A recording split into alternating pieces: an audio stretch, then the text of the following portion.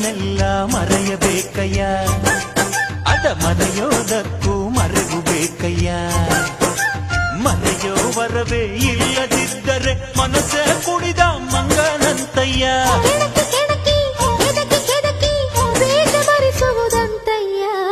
ಮನಸ್ಸು ಮುರಿದು ಹೋಗಲು ಕಹಿಯೇ ಮೂಲವಯ್ಯ.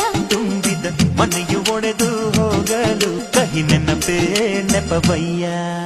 ಮರೆವಿನ ಮರೆಯಲ್ಲೇ ಕ್ಷಮೆಯೂ ಇದೆಯಂತೆ, ಮರೆವಿನ ಮರೆಯಲ್ಲೇ ಕ್ಷಮೆಯೂ ಇದೆಯಂತೆ.